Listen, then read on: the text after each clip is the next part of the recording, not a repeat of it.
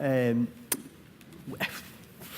wow. A very heartwarming story. And I think from what the ladies have just spoken about, and even tying on from Professor Crown's experience with his patients, we have the tools, we have the products, we meet the clients. We sometimes scared over protection when we're doing our pensions, I feel, and our investments.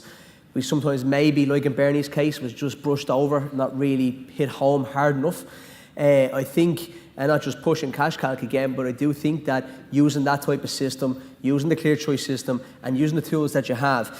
We're going to get ready for the panel discussion now, which I'm really excited about. But just before that, just when I was down, and anyone who's been to my seminars would know about just getting ideas on the spot. But we just had Liz on from the Marie Keaton Foundation. There are envelopes going around. I'd be delighted if people would feel a charitable donation and help the two charities today, one or the other, the Marie Keaton Foundation or the Childhood Cancer.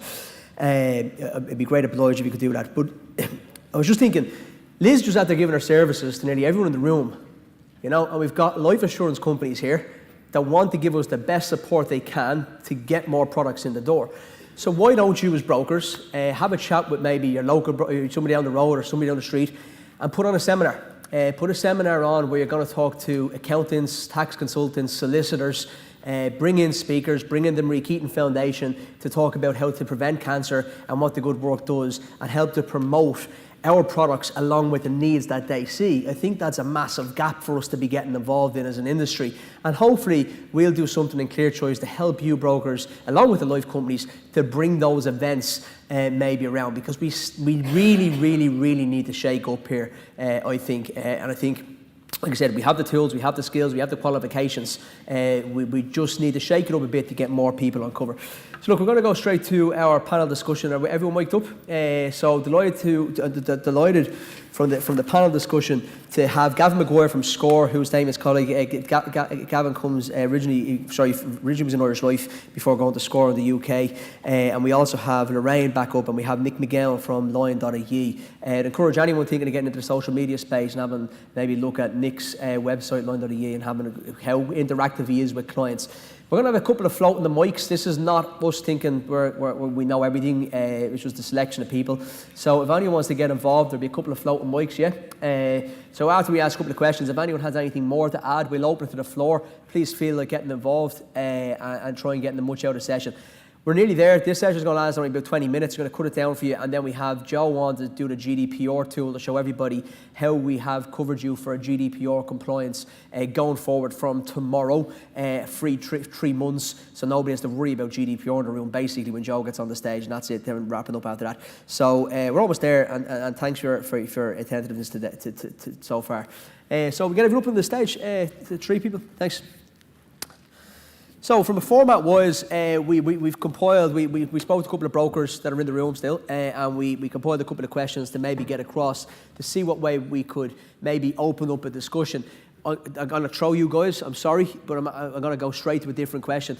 You're going to kill me. But I just thought, following on from Professor Crown and from Paul Garay earlier in the morning, I think we should have, as an industry, very, very quickly, obviously because of time pressure, and maybe a debate around specified illness cover and sick, because that came up. Paul Garay said income protection, but yet we heard from Professor Crown and the Marie Keaton Foundation how much the ongoing costs are, and how much the upfront costs are, more importantly, when people are out for medication. So I think there is a need for a lump sum and for a continued benefit as well. So I think there should be a hybrid product for income protection and sick. What do you think? Lorraine, ladies first. I think that what I try and do with my clients is if, try and get both for them. So if it's an element of income protection cover, even if it's to protect the mortgage repayments, and an element then that goes towards paying the serious illness cover that provides them with a lump sum, a year's net salary, 2 years net salary at minimum, so that they have that if they need to travel for treatment, or as Professor Crown said, the treatment that's not available here currently. So if they have their income coming in, as I said, to protect the mortgage and the bills, and then also a lump sum that they can do whatever they need to do. So nearly a hybrid product as well. So you'd probably agree with me, but you'd think a hybrid product would nearly be good, wouldn't it? I suppose, for the industry. The reinsurance company's going to design this product now. Go ahead, Gavin. Yeah, I agree. I think I would prefer everyone to have a little bit of both. And like, if we want to make people more resilient against all the shocks they can face, a little bit of both is probably the best answer. Picking up on some of Dr. Paul Garay's comments this morning, I suppose a lot of the product developments that we've done have been to address some of the issues that he's spoken about. So such as bringing in the partial cancer in situ, because he talked about the cancer needs to be invasive for the full definition. And one of the things that has generated product additions and CI or SI enhancements has been insurers regularly go over their decline claims and go through them and say, actually, would we have liked to have covered that? And we go through the decline claims and try and edge them down. And that's why we're seeing the number of claims we're paying and the percentage of claims we're paying going up so strongly. Okay. So we're hopefully addressing some of those concerns. Would it be easy, I suppose, to bring in this hybrid product, that if we could have, I don't know, would everyone agree with kind of a hybrid where income protection, just maybe even a show of hands, would you like to see an income protection and a specified illness cover roped into one with one underwriting application form, one payment, yeah? Yeah, I think the majority of people would there. How easy is that? It's doable. Doable. It's doable from a price. Want to do? I feel like I'm in an auction. Going once. It's definitely doable from a pricing point of view, but then you have IT systems and you have compliance and bundling products and all those kind of compliance hurdles. But it's definitely doable. Okay. Yeah. Nick, from your experience then, I suppose, from the online stuff and people asking questions, did that ever come up? Yeah, it sounds good, but underwriting would be a problem. Like, it's a pain in the ass to get income protection underwritten. If you're going to use the same criteria to underwrite the serious illness cover as well, you might get a decline for both. So what do you have so much disclosure about back injuries, mental health, all the musculoskeletal stuff with income protection. If you use the income protection underwriting, that would nearly get you over the hump for most of the sick. Yeah, but that's harder than... Yeah, no, it is harder, yeah, of course, yeah, it is harder, yeah. It's kind of you're trying to find the path of least resistance for the client to get them on cover. Why bring another barrier to ask more underwriting questions? Yeah, okay. We're trying to make the application form smaller, not make it more difficult for the client. Yeah, okay, that's good feedback in fairness, yeah. So we have one question there, Dennis in the middle. Dennis, fire away. Or one added point maybe.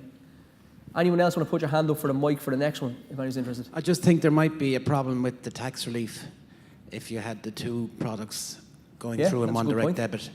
So you might have to separate those two. Yeah, good point. Could be simple, that's a portion of tax relief. Like an RIC cert where the certificate issues, for the contribution that's made towards the income protection. So that is the certificate that you give to the Inspector of Taxes. Yep. There's your problem solved. One more down there. We have to leave it down for this discussion.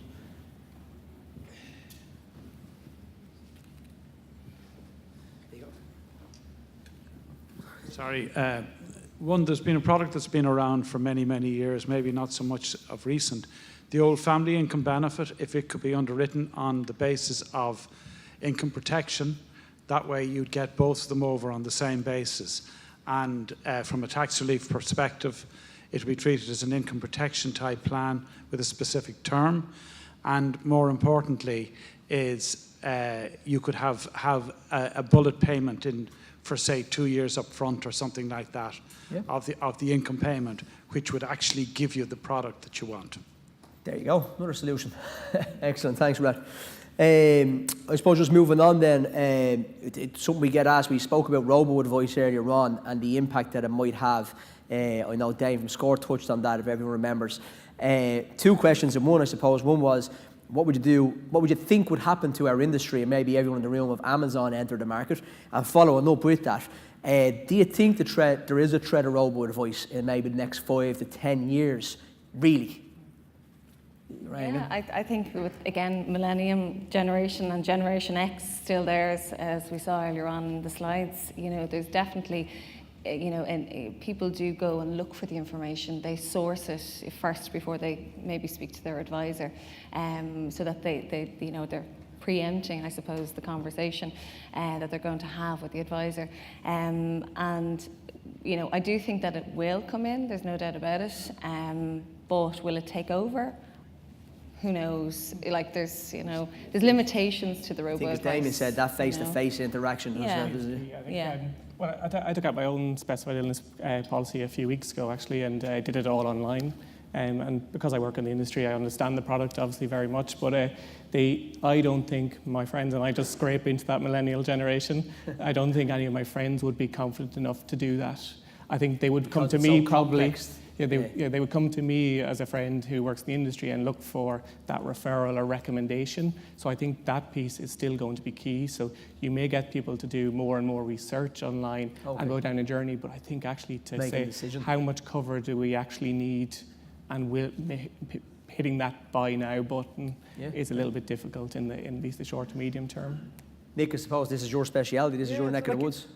If you scale it back, what is a robo-advisor? It's a piece of software that sits on your system. So you actually own the piece of software, which it'll deal with the less complex cases straight through to give you more time to deal with the more complex cases where people need to have some face-to-face advice or individual advice. So I don't see it as a threat, I see it as an opportunity to save time. Yeah, great. Yeah, fair. Has anyone else got anything to add to that? Robo-advice? No? Great. Go along quickly. So pricing has been the primary focus of our industry for a decade now, if not more. And we also have price match in the industry still. How do you think we're transitioning to a benefits versus price topic? I know in ClearChoice we're built on product versus price. Do you think we'll win the battle, or do you think there's a lot to be done? I think there's still a lot to be done. I think there's still a huge amount of undercutting happening in the market. Paul spoke earlier on about Price Pledge being a great tool to use, and I do agree with that, because you may just have specific policy that you like, or the claims experience in terms of dealing with a particular insurance company, or the list of specified illnesses, whatever the case may be. But I don't think that it should be, underselling ourselves as advisors in terms of the products that we're recommending. And I think that if people keep undercutting the prices, there's going to be no room left. There's going to be no margins in terms of being able to be paid on those policies. Yeah, so we have to be very, very careful about the pricings. I think price match is an interesting phenomenon, and when I try and explain it to people in the UK, their head gets blown, as you say, at the summits over there. So I would argue probably because of price match, you need to spend more focus on the benefits, because when price is the same, you have to decide what your distinguishing factors and why you're choosing it. In the UK, where there isn't price match, people are having conversations with their clients saying, you can get this product for this price, it's cheap, or you could get this product that has all these extra things for this price, which is slightly higher. So they're getting the customer to make the decision about whether they want fully comprehensive products or stripped back products, and a price versus value decision. So whereas here now, where you've got the same price, you have to understand the products and really be confident in your... on the back end, Nick? Yeah, I've always found price matching lazy, really, on the part of the insurers. Found the which? Lazy. It's just... Great.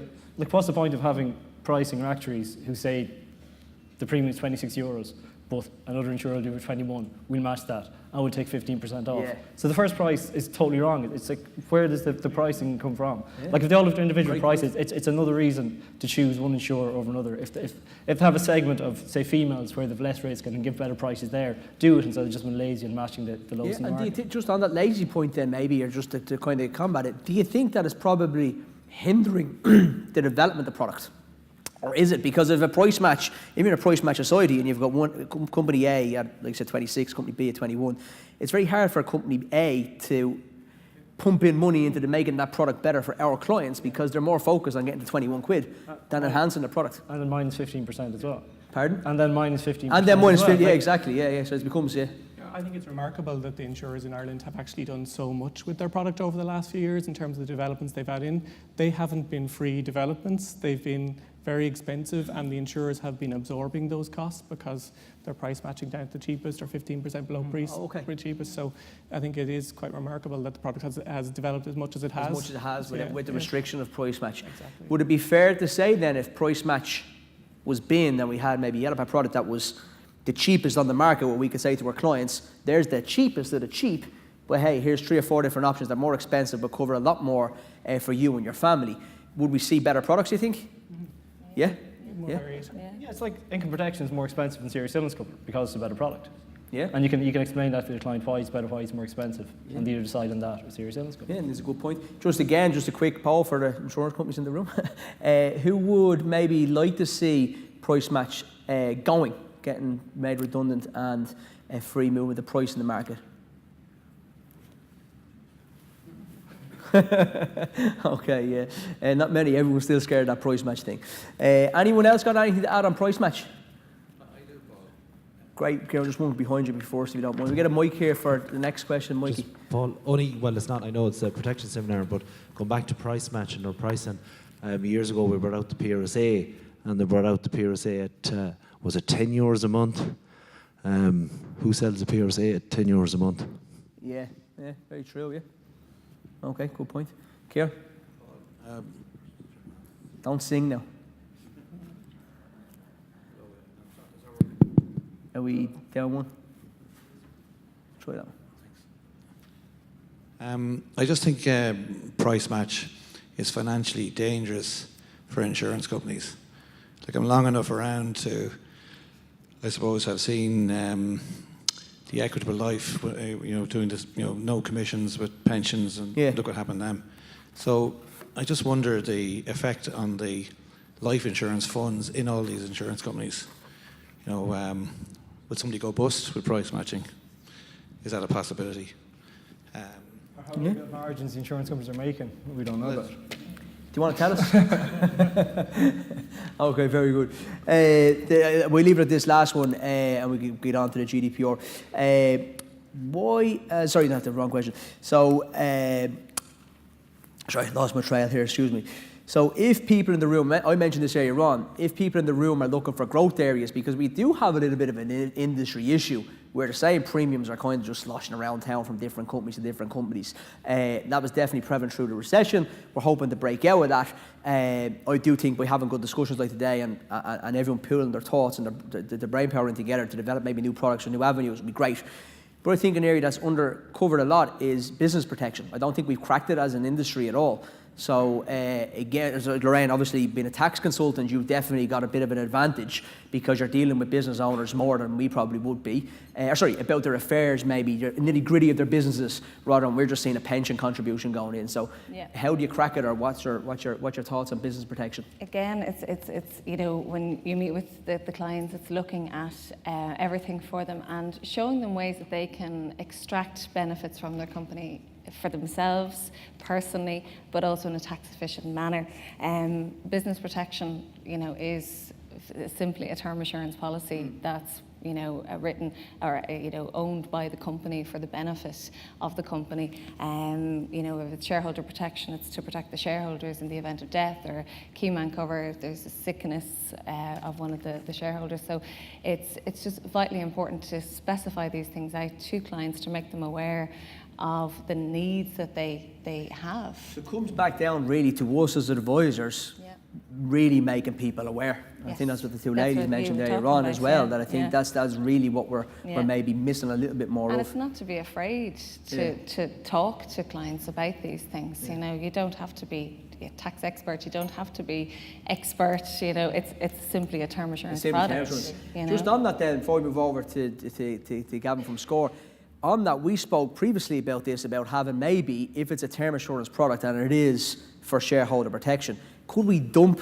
some of the stuff we don't need, like children's cover, and just because it should be covered in a family protection policy rather than through a business protection policy, and make it maybe a little bit cheaper, make it more affordable, make it more, extra benefits, I don't know, just kind of, because it is the same term assurance for family protection as it is for business, which is, again, a little bit ridiculous. There's been a little bit of development around term assurance in the UK for that reason, so taking some of the children's benefits off, replacing those guaranteed insurability options from marriage and maternity and mortgage ones to being increase in shareholder value, all those kind of things. So tweaking the product slightly, but when it comes down to it, fundamentally it's still just a standard term assurance. It's just a small price differential, but it's right. But I suppose in the UK, some companies and some advisors have made a speciality out of doing business covers, but it's just a term assurance. It's just term assurance, just a different conversation. Yeah. Do you see much business protection online now? I've done a bit, but you kind of hit a roadblock because you mention it and the client goes, I need to speak to my accountant or my solicitor, and time stands still. That's the end of it. Like, it's just. Yeah. I wonder, is it the case that brokers then should partner? Yeah, as I said about partnering with accountants and solicitors and that type of thing. Then the accountant might have a financial services arm who then tries to advise the business owner on the life insurance. You really need to find somebody who has no. Or become an accountant. More exams. Okay. If to get a letter of authority signed by the client and talk to the accountant directly. in terms of that. There you go, that's a good angle, yeah. Go straight to the accountant yourself. Go straight to them. You're talking, the same lingo in the sense, can I have the accounts? What's the turnover? What's the net profit? What's the salary? And take the information. You'll know more what to ask the accountant than the client will know. Yeah. And then it's rather than having the person in the middle in a three-way conversation, you're talking directly. Yeah, okay, very good, very good. Anyone want to add anything to business protection? Yeah, a couple here, great. Two, yeah, you might just pass the mic back when you're finished. In relation to business protection, it's definitely not a cost issue. Okay, I think when you're doing pension business, you're getting a big premium by putting 10% into income protection when you're with them at that point. Yeah, you're That's right. the key, to get them there and then. It's very small money, and they all have the money. It's not that they don't have it. Yeah. And if you have a relationship with them and you get talked to the accountant, it's probably the key person more than the solicitor. Yeah. I think that is the key, and what you're suggesting is the way forward, because there's huge potential, but for some reason it's very hard to get it over the line. Yeah, it is. Yeah, no, I think the link-ups are the best. I was saying the solicitors from the shareholder point of view. Obviously, the accountant would be definitely better, and we always recommend to do that kind of stuff. I'm going to pass the mic right directly behind you there. Yeah. Cheers. This wasn't on income protection. It was just on the income on death. Yes. There was a query as to whether the actual payment could be liable to tax on the road, or would there be any kind of negative tax implication for social welfare payments, or against? Would it or could it be treated as income as opposed to where it's paid out in a lump sum tax-free? I think once it comes to any, you're probably better, but my understanding is once it comes to any means test, if it's a lump sum or if it's an income, it's going to go against you. So if you got a 400 grand sitting in your account versus 3.5 grand a month coming in, I don't know, maybe you're a tax expert. Well, the life cover proceeds would be tax-free in terms of... I agree with that. Yeah. But it's much easier to distribute the 400,000 or the 500,000 if you get it as a lump sum. I think it's just a negative thing that people look upon the monthly income on death over a 10 or 15 or 20-year period. The people would look upon it negatively. I think it's one of the reasons why it's not sold. I think the reason, as Ryan said there, it's tax-free anyway, regardless of which way it's paid up by the life insurance company. I think from the means testing point of view, if you have it, you're not going to get much off the state. The debate whether income on debt versus whether term assurance, for me is, and I think Ray touched on this earlier on, is that, not going back to male versus female or gender specific, but if you have somebody that's not financially capable of now having a 400 grand lump sum to look after and burn through over the next 10 or 20 years, that decision is removed with income and debt. I'm a fan of both, but I just think on the purpose of cash flow modelling, if you're showing a gap of 3.5 grand a month, isn't it very easy to sell a story if there's 3.5 grand a month to cover it? Rather than having a 400 grand decision. People can be very overwhelmed as well by such a large amount of money, and they just don't know what to do with it. And that's what I have found from clients that have claimed and they've received the benefit. It sits in their bank account. They don't do anything with it. They won't put it into anything. They just leave it sitting in a deposit account. But funny enough, just on that subject, the Aviva have the product in the UK, don't have it here, and Aviva saying that in the UK you can decide at the death. The surviving spouse can decide if you do take an income and debt policy, you can revert it back into a lump sum or continue on the income and debt. I think it's quite high, like 75% plus choose the lump sum. So something back to your eye with, just to keep that in mind. I think it's most important just to give people options, and that's what our products are about. I think Bernie said about the financial worry being huge. Like our products give people options. Income protection can cover their rent or their ESB bill, all those things. A lump sum from either CI or a level term assurance will pay off your mortgage, or it will give you the options to go off and get that treatment that you can't afford. Professor Crowden was telling me beforehand, one of his patients is spending 5 grand every 3 weeks for immunology. That's huge. I was actually going to ask Professor Crowden, but he had to head off. I wonder what actually maybe Liz, you might be the best to answer this quickly if you don't mind putting you on the spot. If you were going to tell somebody to cover themselves for a specified illness, that if it was going to pay out on cancer, I know you're going to say there's no magic number, but what would you think someone would need? To give us a ballpark in the room for us advisors, what would you think? Because sometimes we go as low as 40 grand, some companies will say twice your annual income, but ultimately, with 200 grand, 100 grand, are we talking $500,000? What do we really need? If we take it as someone's going to get income protection and they're going to be kind of sorted on a monthly basis, to get themselves set up properly through such a tragic condition as cancer, what would you think? What would you like to have in the bank if you could go back? It's very difficult because there's no two cancer diagnoses the same. Yeah. You know, no treatment paths will be the same, length, duration. I would say at least to, you know, probably 100,000 for a year. Everyone's new recommendation in the room. Well, 100,000 is a good figure. You know, assuming that the person isn't working for the year. Yeah. You know, assuming they have average family They'll have a lot of choices expenses. with that money from a medical point of view to get drugs and go on trials and do different things. Okay. Well, I wouldn't. The immunology thing, now that would be way out there. I think just for general, normal expenses, about that amount. Reducing the amount of work, you know, so that you do like taking a different lower paid job, giving you options to go off and do that worldwide travel that you might want to do. As Professor Grant said. Lifestyle stuff. Exactly. Listen, I want to say thanks to the panel for taking the time, Nick for coming out. Thanks very much. We're going to be hanging around anyway. If anyone has any more questions for the panel in particular, want to pull on their expertise afterwards, obviously hang around and do so. So thanks, guys. Next guest up is... sorry.